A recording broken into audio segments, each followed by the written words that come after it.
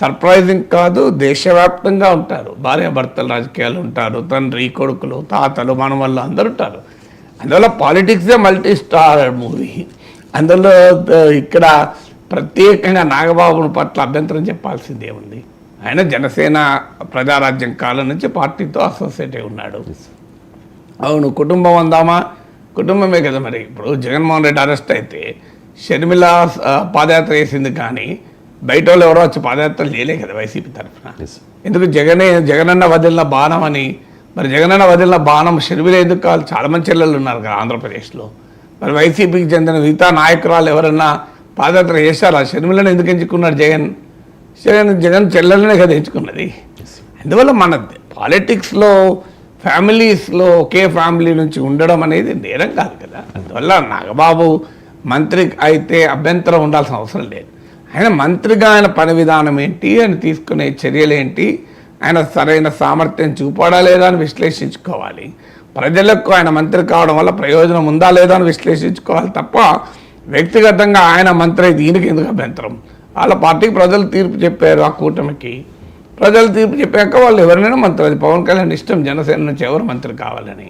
జనసేన నుంచి ఎవరు కావాలి అనేది నాగబాబు సోదరునిగా కాదు, జనసేన అధ్యక్షుడిగా పవన్ కళ్యాణ్ ఇష్టం. అది అండ్ జనసేన పార్టీ జనరల్ సెక్రటరీగా ఉన్నారు సార్. అసలు లేకపోయినా చేయొచ్చు అంటారు. నేను జనరల్ సెక్రటరీ తర్వాత సార్, మీరు అన్నది నిజం. అది జనరల్ సెక్రటరీగా ఉన్నారు, పార్టీ వ్యవస్థాపకుల్లో ఒకరు, పార్టీ మూల స్తంభాల్లో ఒకరు. అది నేను అది కూడా కాదంటాను. ఇదే ఇప్పుడు ఫస్ట్ ఇష్టం పవన్ కళ్యాణ్ది, తర్వాత ఇష్టం చంద్రబాబు నాయుడుది. పార్లమెంటరీ సూత్రాల ప్రకారం చంద్రబాబు నాయుడు ఫస్ట్ ఇష్టం. కానీ సంకీర్ణ రాజకీయాల్లో ఒక పార్టీ ఎవరిని తన తరఫున క్యాబినెట్లో ఉంచాలి అనేది ఆ పార్టీ డిసిషన్ కదా. ఇప్పుడు అది పవన్ కళ్యాణ్ డిసిషను, మధ్యలో వేరే వాళ్ళకి అభ్యంతరాలు ఏమిటాయి. అయితే అభ్యంతరాలు చెప్పకూడదు నేనేం అంటలేను. రాజకీయాల్లో ఖచ్చితంగా అన్నిటి నాగేశ్వర్ లాంటి వాడికి ఏమి మన సిరియా మీద మాట్లాడతలేమా. బషర్ అల్ అసద్ అనడానికి నాగేశ్వర్కి ఏం సంబంధం అని అనడం. అబూ మహమ్మద్ అల్ జలాని, ఆ నాగేశ్వరవాడ తెలుగులో మమ్మల్ని జిహాదీ ఎలిమెంట్స్ అంటున్నాడు అని అబూ మహమ్మద్ అల్ జలాని అభ్యంతరం చెప్పాడు అనుకోండి, నడవదు కదా. సో సిరియాలో అబూ మహమ్మద్ అల్ జలాని జిహాదీ లింకులు ఉన్నాయి, అల్ ఖైదా రూట్స్ ఉన్నాయి నాగేశ్వర్ విశ్లేషించినప్పుడు ఆంధ్రప్రదేశ్లో ఒక మంత్రి ఎవరైతే అంబటి రాంబాబుకు విశ్లేషించే హక్కు ఉన్నది, కానీ కాదని అంటలేను. ఆయన అంబటి రాంబాబుకు మాట్లాడే హక్కు ఉన్నది, అది తప్పని చెప్పే హక్కు నాకు కూడా ఉన్నది కదా. అందువల్ల రాజకీయాల్లో ఎవరు మల్టీ స్టార్, రాజకీయాలే మల్టీ స్టార్, అందులో అనుమానం ఏమున్నది.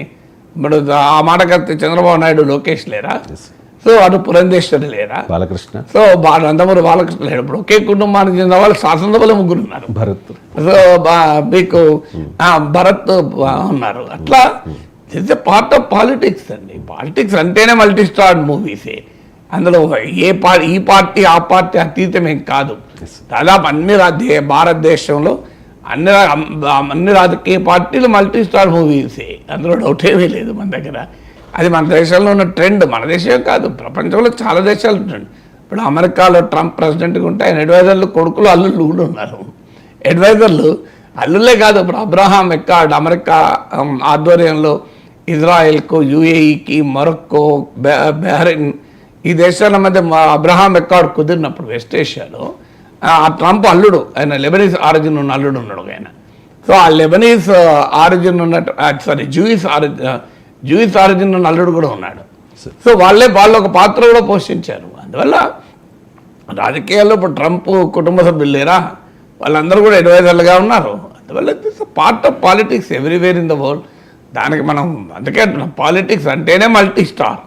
అందులో సింగిల్ స్టార్ పాలిటిక్స్ కన్నా మల్టీ స్టార్ పాలిటిక్స్ బెటర్ కదా. అండ్ సమర్థత అనేది కూడా ఇంపార్టెంట్ కదా సార్. నిజంగా అప్పుడు ప్రజారాజ్యం నుంచి ఇప్పుడు జనసేన వరకు నిజంగా అసెంబ్లీ గేటు తాకనివ్వను అని చెప్పి వైఎస్ఆర్ కాంగ్రెస్ పార్టీ నాయకులు పవన్ కళ్యాణ్ని అన్నరాని మాటలు అన్నప్పుడు, వ్యక్తిగతంగా వ్యక్తిత్వ హననం చేసినప్పుడు కూడా నిజంగా తమ్ముడికి అండగా అన్నయ్య నాగబాబు నిలబడ్డారు సార్. అండ్ పిఠాపురంలో ఖచ్చితంగా పవన్ కళ్యాణ్ ఓడిస్తామని చెప్పి అక్కడ ద్వారంపూడి, ముద్రగడ లాంటి వాళ్ళందరూ కూడా, మిథున్ రెడ్డి లాంటి వాళ్ళందరూ ప్లాన్ చేసిన క్రమంలో కూడా అక్కడ మొత్తం పిఠాపురం మీద ఆయన ఫోకస్ చేశారు సార్. అండ్ దానికి తోడు టీడీపీ జనసేన మధ్య ఓట్ ట్రాన్స్ఫర్ అవుతుందా లేదా అని డౌట్ వచ్చినప్పుడు అక్కడ చాలా చోట్ల టీడీపీ జనసేన కార్యకర్తలతో కూర్చుని ఈయన సమన్వయం చేశారు సార్. నాగబాబు జనసేనలో నిర్వహించిన పాత్ర అందరికీ తెలుసు. అందుకే అంటున్నా ఆ పాత్ర నిర్వహించకపోయినా తీసుకోవచ్చు అంటున్నా. అవును. ఇక నిర్వహించిన తర్వాత ఇక చర్చ ఎక్కడిది? ఇప్పుడు ఈవెన్ నిర్వహించకపోయినా అసలు రాజకీయాలకే సంబంధం ఉండదు. పవన్ కళ్యాణ్ తన పార్టీ తరఫున తీసుకోవాలనుకున్నాడు అనుకోండి, yes sir. There nothing wrong అది. ఇప్పుడు మీకు చాలా మంది అలా అలా మంత్రివర్గంలోకి తీసుకుంటారు. సో ఇప్పుడు మన్మోహన్ సింగ్ను తీసుకున్నారు. మన్మోహన్ సింగ్ ఫైనాన్స్ మినిస్టర్ అయినప్పుడు ఆయన కాంగ్రెస్ పార్టీ కార్యకర్త, గాంధీ భవన్లో జెండాలు పోసిండు ఆయన. No sir. కాంగ్రెస్ జిందాబాద్ కాంగ్రెస్ పార్టీ అని తిరిగిందా మన్మోహన్ సింగ్? No sir. మరి ఎందుకు ఆయన తీసుకున్నాడు కదా పివి నరసింహరావు ఫైనాన్స్ మినిస్టర్గా. ఆయన ఎవరు? ఆర్థిక ఆయన రిజర్వ్ బ్యాంక్ గవర్నర్గా పనిచేశాడు, చీఫ్ ఎకనామిక్ అడ్వైజర్గా పనిచేశాడు ప్రైమ్ మినిస్టర్కు, ఆక్స్ఫర్డ్ విశ్వవిద్యాలయంలో ఎకనామిక్స్ పాఠాలు చెప్పాడు. సో ఆయన చరిత్ర మొత్తం తీసుకుంటే మీకు ఇది more an economist, not a politician at all కదా. అలాంటి అతను ఫైనాన్స్ మినిస్టర్గా తీసుకున్న తర్వాత కాంగ్రెస్ పార్టీలో ప్రైమ్ మినిస్టర్ అయ్యాడు కదా. అందువల్ల ఏముంది అందులో పెద్ద అభ్యంతరం చెప్పాల్సిందేం లేదు కదా. అండ్ ఇంకొకటి